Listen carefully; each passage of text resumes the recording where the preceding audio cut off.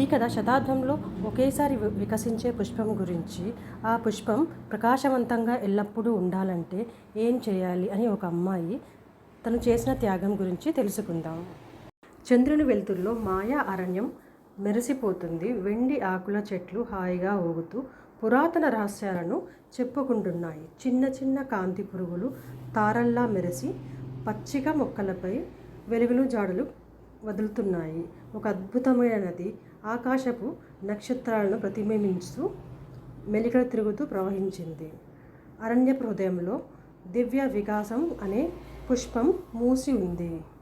శతాబ్దంలో ఒక్కసారి మాత్రమే వికసించే ఈ పుష్పం మాయాశక్తిని వెదజల్లుతుంది. ఈ రాత్రి అది వికసించాల్సిన సమయం వచ్చింది.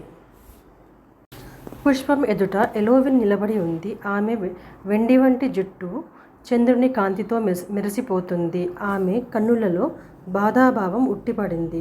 ఆమె ధరించిన వస్త్రాలు తారల వెలుగుతో వెలుగుతూ మాయా ప్రకృతిలో కలిసిపోయాయి. నేనే చివరి సంరక్షకురాలిని అని ఆమె మృదువుగా అనుకుంది. ఈ పుష్పం మరోసారి వికసించదని నాకు తెలుసు, కానీ నేను దానిని మరచిపోనివ్వను. గంధర్వ పుష్పం ఆహ్వానం పలికినట్టుగా మెల్లగా తన రెక్కలు విప్పుకుంది. అందులోనుంచి బంగారు కాంతి తరంగాలు వెదజల్లాయి. ఆ కాంతి అరణ్యాన్ని ఆవహించేసింది.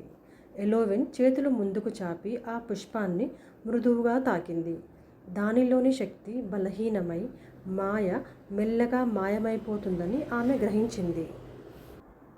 ఎలోవిన్ కళ్ళు మూసుకుంది. ఇది చివరి వికాసమని తెలుసుకున్న ఆమె దాన్ని నిలిపేందుకు తాను త్యాగం చేయాలని నిర్ణయించుకుంది. నా జీవశక్తి నీలో విలీనం కావాలి అని ఆమె స్వచ్ఛమైన స్వరంతో మంత్రం ఉచ్చరించింది. ఒక్కసారిగా ఈ పుష్పం తేజస్సుతో కలకలాడింది.